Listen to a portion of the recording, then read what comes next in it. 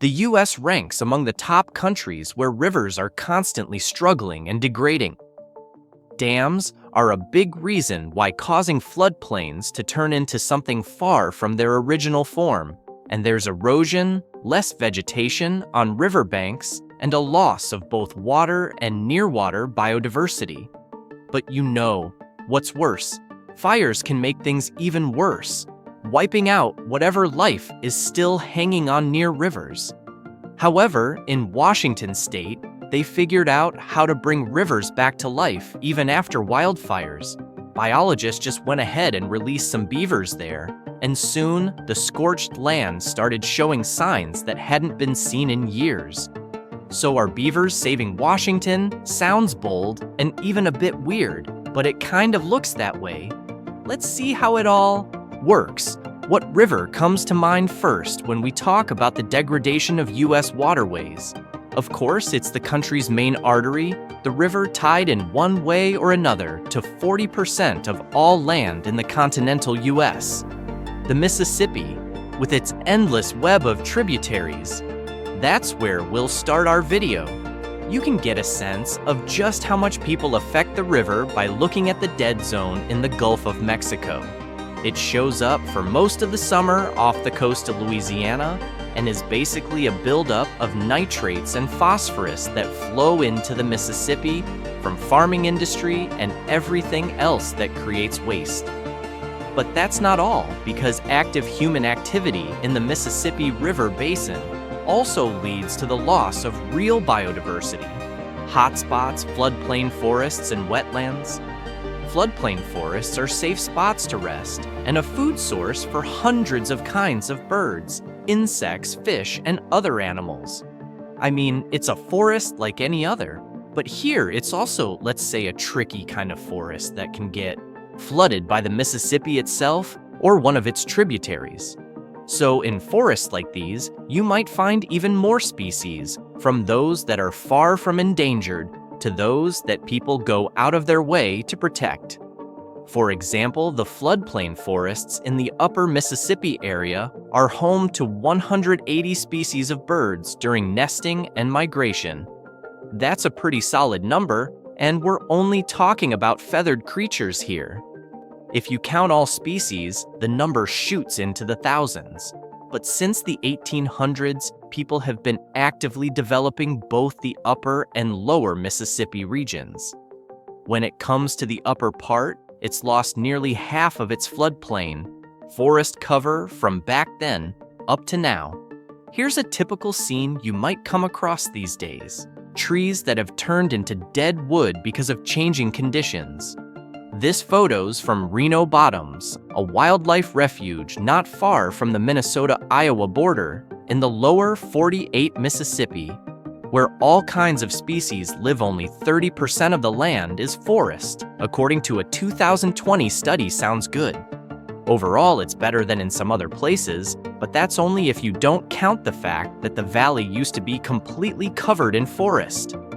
What's both incredible and kind of tragic is that because of human influence, the reduction of floodplain forest has caused the Mississippi and its tributaries to be a flood machine. Almost every year, some part of the river gets hit, bringing huge losses to both the environment and humans. Now we're heading over to Washington State. It's probably not the kind of place you think of when it comes to river degradation or the fading of biodiversity due to human actions. Nature looks pristine. The waterways seem close to perfect, but that's just the way it looks. Because in fact, human influence has affected the ecosystems of the state's waterways too. According to the Center for American Progress, or CAP, more than 46% of all rivers in Washington have been altered, and if you break the rivers down by size, 68% of all rivers in Washington have been altered. Large rivers have been changed along with 42% of smaller streams and rivers. A couple more figures. In Washington, 10% of rivers don't flow freely because of barriers like 751 large dams. And 44% of rivers run through land that's been heavily developed or modified by human activity. according to estimates before European settlers actively developed the waterways of Washington coastal areas, like floodplain forests and wetlands, covered 40 to 50% of the landscape. Then came the era of excessive livestock grazing along rivers and streams, agricultural development, intense resource extraction, and deforestation.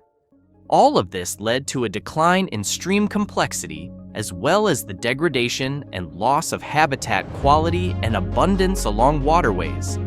Now, floodplain forests and wetlands make up only 2% of the area around the river. When everything's already bad, something comes along that makes it even worse: fires. In 2015, a fire broke out on the Twist River, a tributary of the Metho, and then spread over an area of 11,100 acres. Judging by the reports from the scene, nature really suffered. A fire is something that wipes out everything with even the slightest trace of life.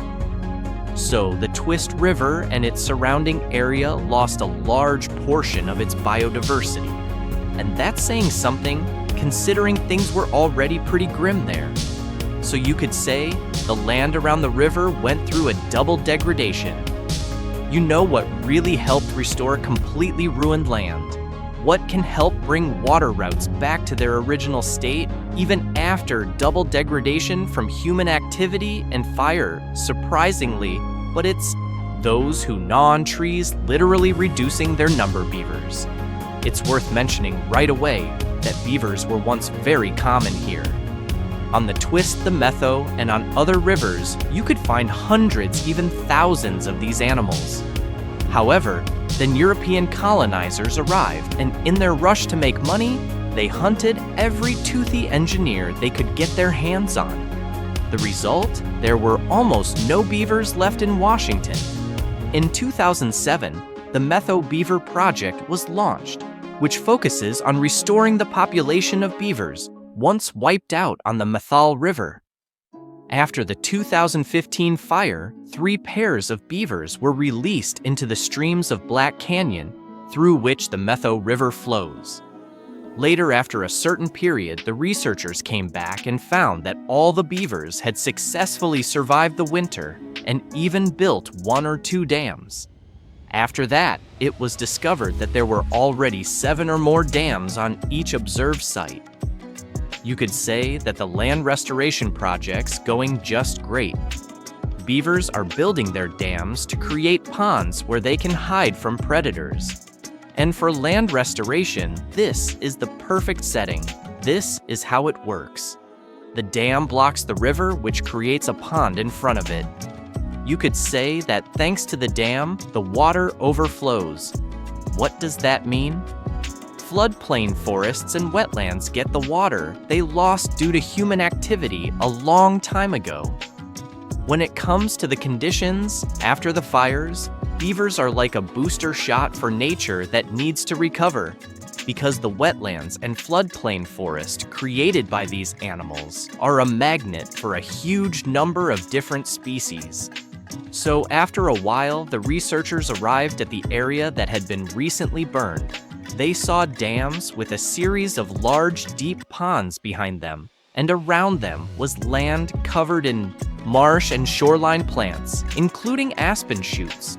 On top of that, it was obvious that the restored landscape was on the verge of attracting deer, elk, wheatie, and many other animals since they love coming to wetlands.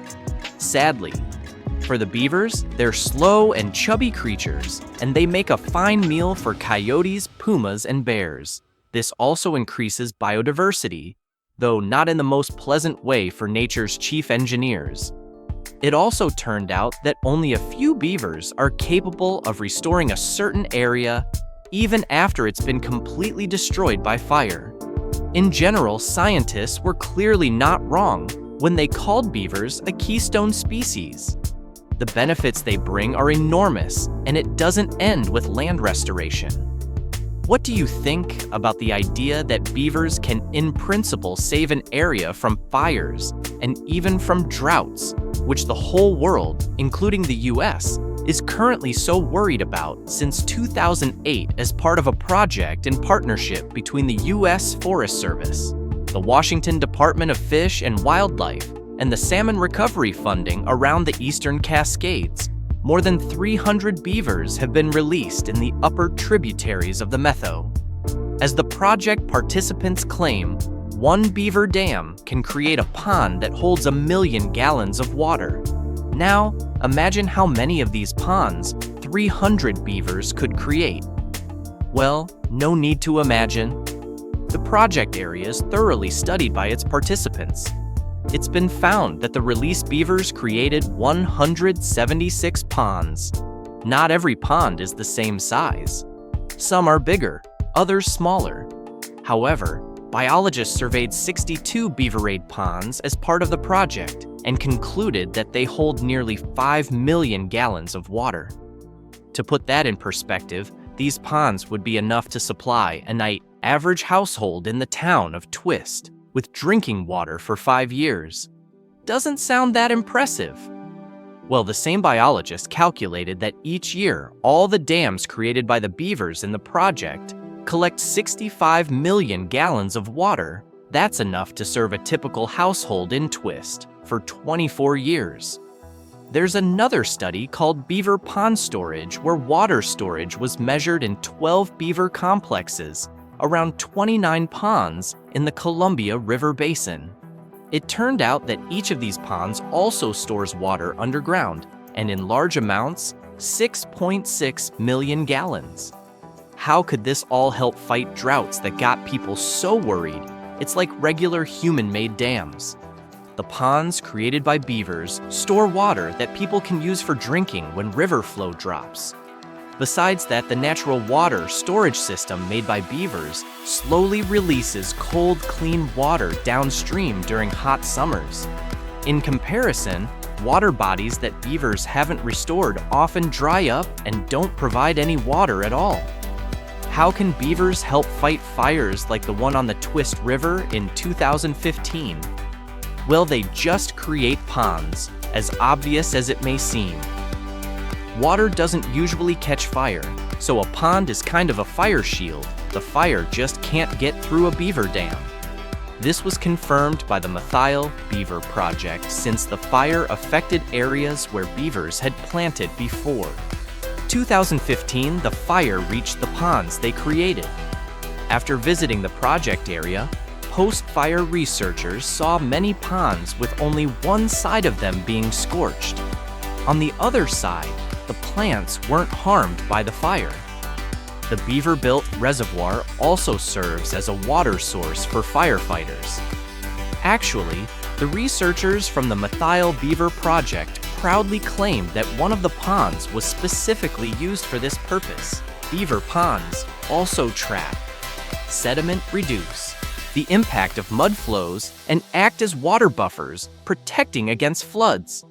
It seems like beavers deserve more recognition because these natural builders are versatile saviors, able to return the waterway to its original, much healthier state. And just when you think the benefits of beavers are all covered, here comes salmon. Yes, beavers help with this too.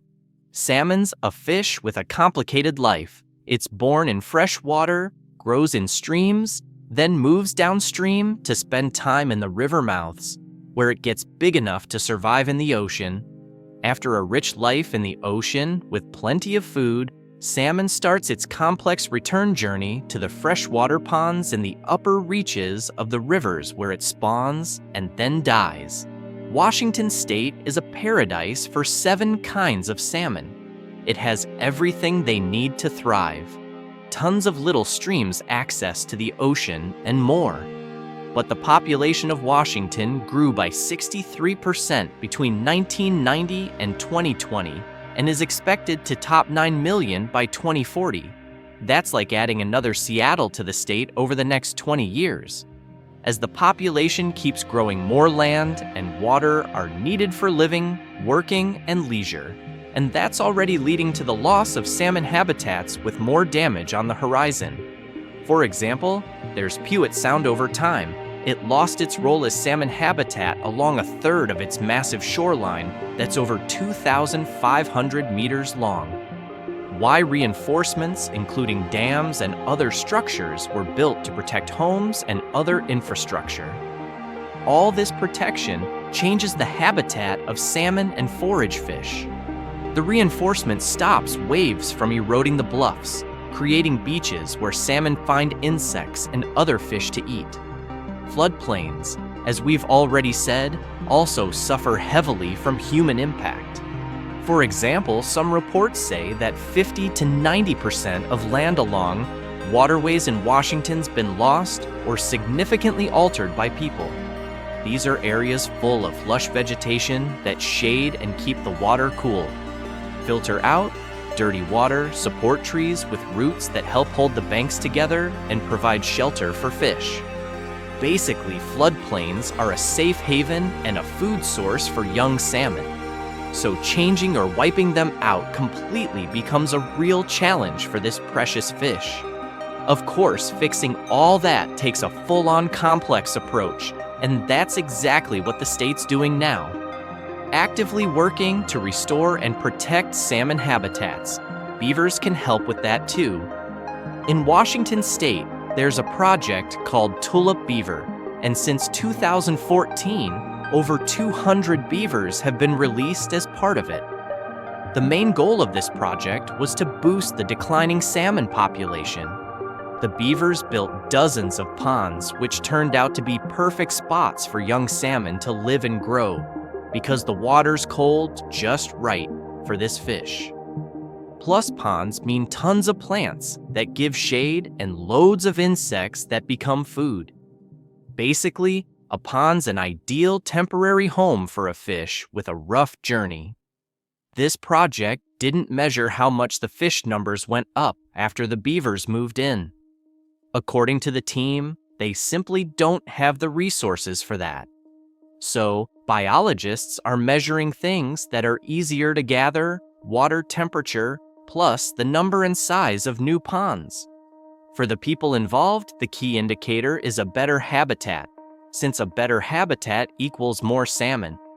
If that doesn't quite convince someone, biologists go on. We've seen sites just completely transformed to these massive beaver complexes of like 12, 13 dams and ponds everywhere. Now those ponds are full of hundreds of baby salmon. By the way, all these beaver reintroduction projects not only help reverse river degradation, but also create habitats for lots of species like salmon. They also save the beavers themselves because they've only got two options: either get killed or live peacefully as part of some project. The thing is, beavers still aren't really seen as useful animals in most places. They gnaw on trees, build their own irrigation systems. Farmers, let's just say, aren't thrilled about that kind of behavior, so the chief engineers of the natural world often just get killed. Thanks to projects like Mathal Beaver, things are different now, and instead of grabbing a weapon, any Washington local could just give the organization a call, wait for the team to arrive, and then watch as the troublemakers get carted off somewhere into the woods. All the beavers who are now actively fixing up ruined rivers are actually the same troublemakers who got picked up. Among this team of wild builders, for instance, there's a curious male who got arrested for damaging apple trees. There's also a red-haired female who was caught taking down poplars. Reforming them as part of some project is, of course, impossible. Beavers will always love to chew on trees. However, steering that urge in the right, useful direction, that's the perfect outcome, both for the beavers themselves and for us humans.